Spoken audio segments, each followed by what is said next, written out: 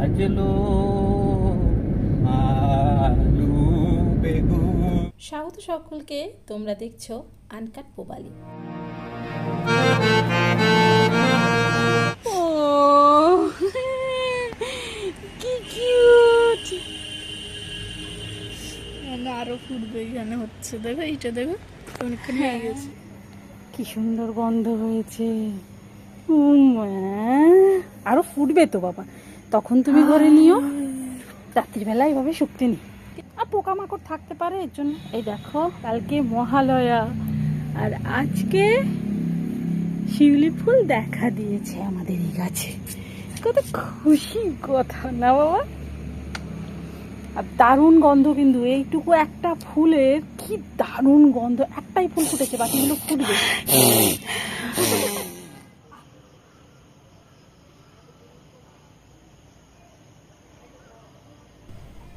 তোমরা যারা আমার ব্লগ পুরনো দেখো তারা জানো যে মহালয়ার দিন আমার একটা স্পেশাল দিন আমি মনে করি। আমি সকালবেলা চণ্ডীপাঠ শুনি, তো এখানে চণ্ডীপাঠ ঘরে চলছিল। আমরা ঠিক 4টের সময় চালিয়ে দিয়েছিলাম আর শুনছিলামও। তারপরে স্নান করে আমি ছাদে গেছিলাম ফুল আনতে, আর সেই একটা শিউলি সেটাই ভাবলাম ঠাকুরকে দেব। তারপর পুজো টুজো দিয়ে বেরিয়ে পড়েছি, আর এইখানে আরও শিউলি দেখে আমি মুগ্ধ হয়ে গেছি।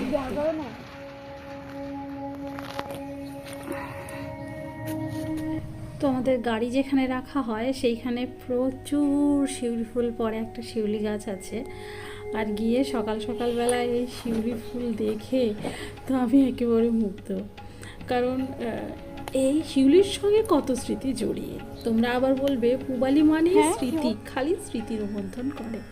তো এইখানেও পুজো হচ্ছে, তো তোমাদেরকে একটুখানি দেখাই। দেখো, মূর্তি তখনও হচ্ছে। দেখতে এতটা ভালো লাগছিল সকাল সকাল বেলায়, মনে হলো হাতে যে শিউলি কটা নিয়েছি সেটা মায়ের সামনে একটুখানি তুলে ধরি, মাকে একটু অর্পণ করি কিছু শিউলি। এইখান থেকে কিন্তু কুড়িয়ে অনেক শিউলি নিয়েছি একটা প্যাকেটের মধ্যে। আর দেখতেই পেলে ঘাস থেকে কিছু একটা তো তুলেছি। তো এইবারে এইগুলো নিয়ে দেখো কি করি। ছোটবেলার জিনিস না, দেখলে ঠিক করে তো তাহলে কইতে পারতাম না। একসাথে তাকাইছিলাম।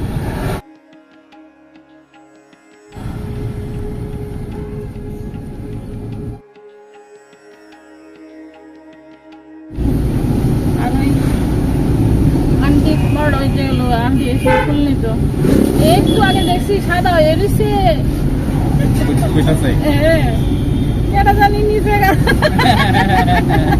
তোমার তো কালা উঠলা দেখতে হতো না। চুপ করে রয়েছি। পদ্ম পাতা পায়রা ছিল, আর আমি তো দেখতে সুন্দর ঠুঙ্গার মতো বানাই করছে। ব্যাপারটা হচ্ছে, আমি গেছি ওইখানে আর ফুলগুলো দেখে সব ফুল আমি প্রায় নিয়ে নিয়েছি। আমি তো জানি না ওইখান থেকে আরেক আন্টি ফুল নেন। তারপর আমি মোদ্দা কথা, আজকে আমি ফুল চুরি করেছি এই আর কি। এইখানে তারপর আমি বলছিলাম জ্ঞানুকে যে এইরকম ফুলের মালা গেঁথে আমরা একটা ছাগলকে পরাতাম, এক রাম ছাগলকে পরাতাম। সত্যি স্কুলে যাওয়ার সময়, তখন নার্সারিতে পড়ার সময়, নার্সারি KG 1, এরকম মালা গেঁথে রাম ছাগলকে পড়াতাম। ভাই মাথায় নিজের গাচ্ছি এখন, আর মনে হচ্ছে রাম ছাগলকে পড়াতাম মনে করে আমি নিজেই হাসি পাচ্ছে। এই আমাকে রাম ছাগল বলবে না কেউ, কিন্তু ভালোই লাগছে বলো। এরকম ঘাসের মালা গেঁথে না হাতের মধ্যে নিজেরাও পড়তাম, কিন্তু শুধুই যে রাম ছাগলকে পড়াতাম তা কিন্তু নয়।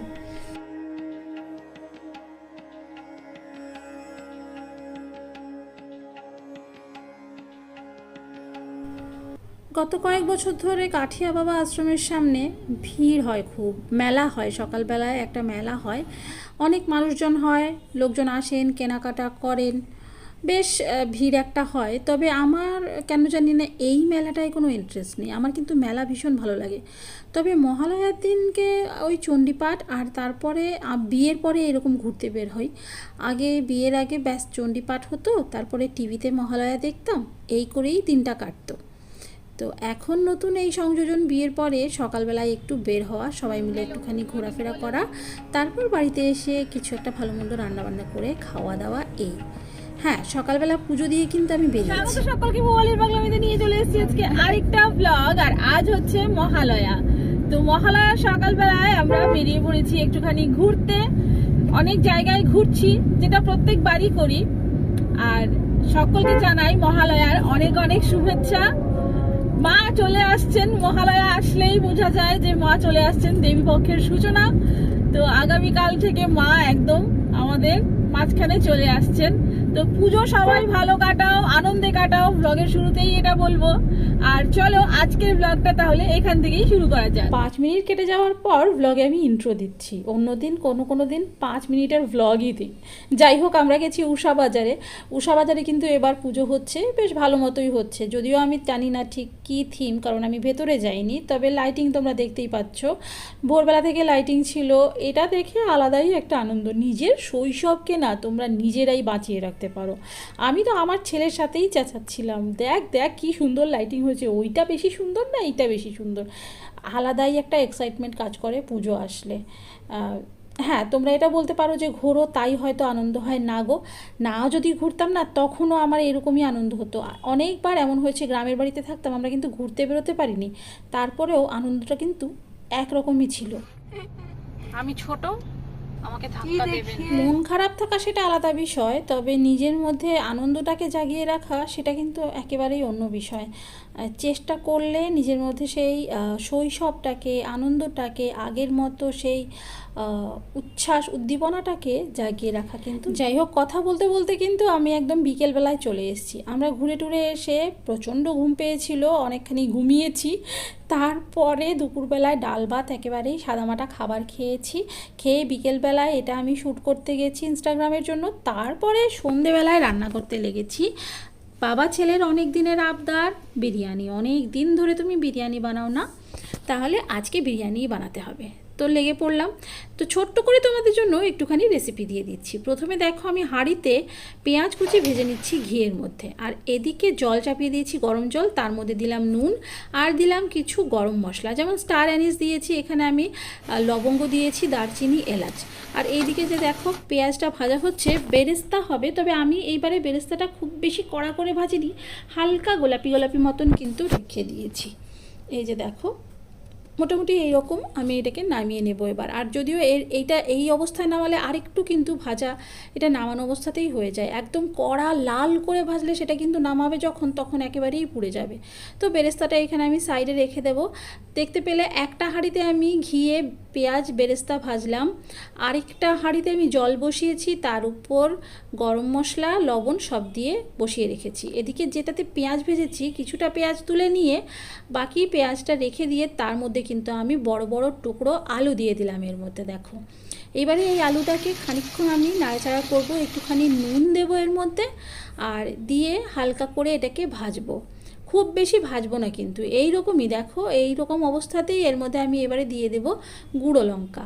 কাশ্মীরি গুঁড়ো লঙ্কা হলে অনেক বেশি ভালো হয়, তবে আমার কাছে কাশ্মীরি গুঁড়ো লঙ্কা নেই, তাই আমি নর্মাল লঙ্কাটাই দিলাম। তোমরা অল্প ঝালের জন্য এই লঙ্কা দেবে, আর তার সাথে কাশ্মীরি গুঁড়ো লঙ্কাটা কিন্তু দেবে রঙের জন্য, তাহলে আলুর রঙটা না খুব বেশি সুন্দর হবে। এইবারে এটাকে একটুখানি নাড়াচাড়া করবো। আর এইভাবে যে নাড়াচাড়া করছি তার কারণ হচ্ছে হাঁড়িটা কিন্তু বিশাল বড়, আর আমার হাত মানে আমি তো একটুখানি, আমার হাইটটা তো খুব বেশি, তাই আমি হাঁড়ির ভেতর কিন্তু দেখতে পাচ্ছি না। যাই হোক, এটা নাড়াচাড়া করার পর দেখো এর মধ্যে আমি দিয়ে দিলাম জল।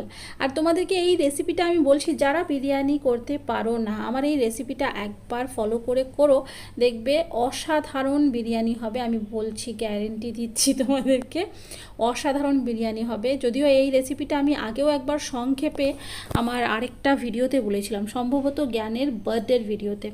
আসলে বিরিয়ানি করার সময় আমার না কখনোই এইভাবে সেইভাবে রেকর্ডিং করা হয়ে ওঠে না, আর সেই কারণেই আমি ডিটেলড ভিডিও দিতে পারি না। তবে আমি চেষ্টা করব একদম সুন্দর করে একটা ডিটেল ভিডিও রেকর্ড করার। এইখানে যেটা দেখতে পাচ্ছ এটা হচ্ছে আদা রসুন পেস্ট, এটাকে আমি কিন্তু ভালো করে ছেঁকে নিচ্ছি। আর এদিকে জল ফুটে গেছে, উপরে যে যে নুন আর মশলাগুলো ছিল গরম মশলা, সেগুলো দিলাম, দিয়ে এখানে ভিজিয়ে রাখা বিরিয়ানির চাল দিয়ে দিলাম। আর এই দিকে দেখো আলুর যেটা তার মধ্যে জল দিয়েছিলাম, আলুটা হালকা সেদ্ধ হওয়ার জন্য রেখেছিলাম।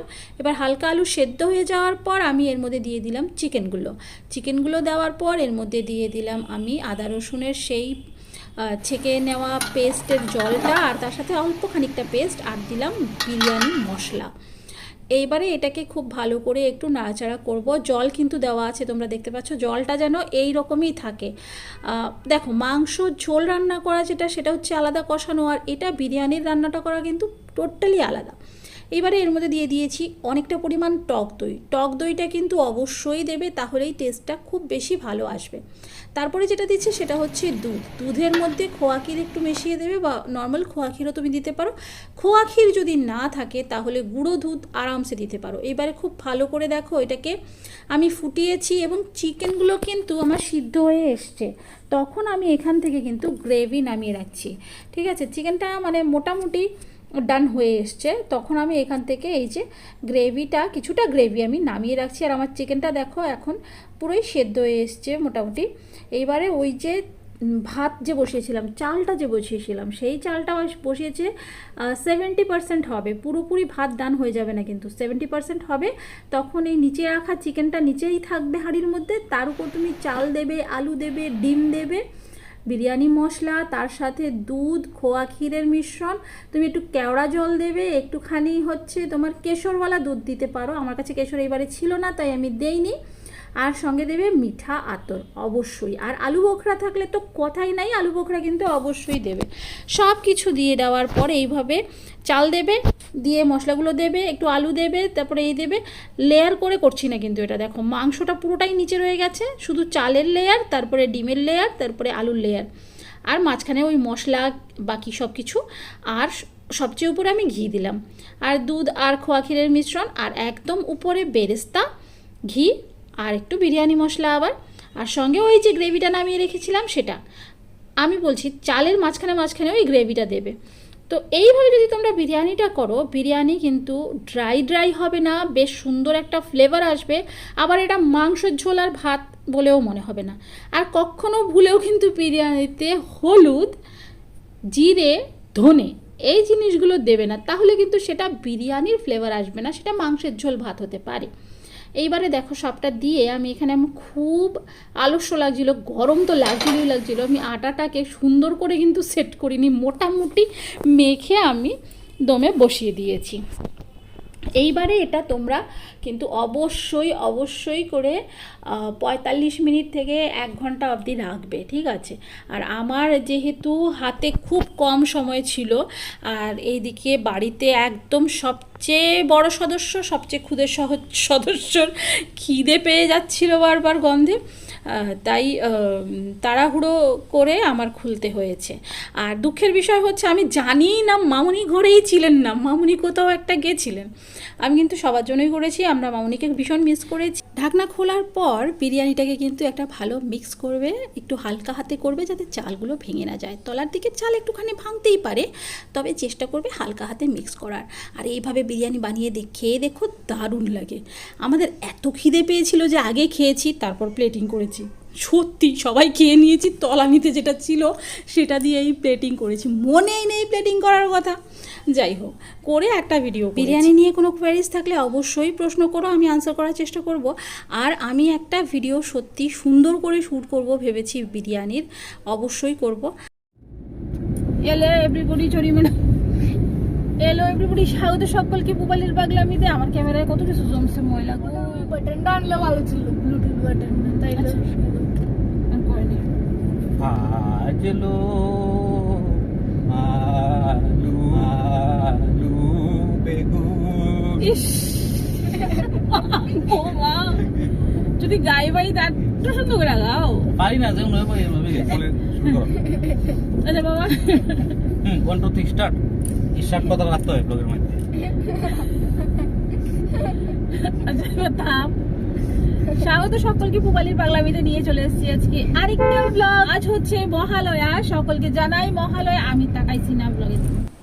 তো এই ছিল আমার আজকের ভিডিও ভালো লেগে থাকলে অবশ্যই একটা লাইক করে দিও। যারা নতুন দেখছো তারা চ্যানেলটা সাবস্ক্রাইব করতে ভুলো না, যারা পুরনো আছো তাদেরকে অসংখ্য ধন্যবাদ। দেখা হচ্ছে তোমাদের সাথে আরেকটা নতুন ভিডিওয়। তোমাদের পুজো খুব খুব খুব ভালো কাটুক এই কামনায় আজকে এখানেই বিদায় নিচ্ছি, টাটা।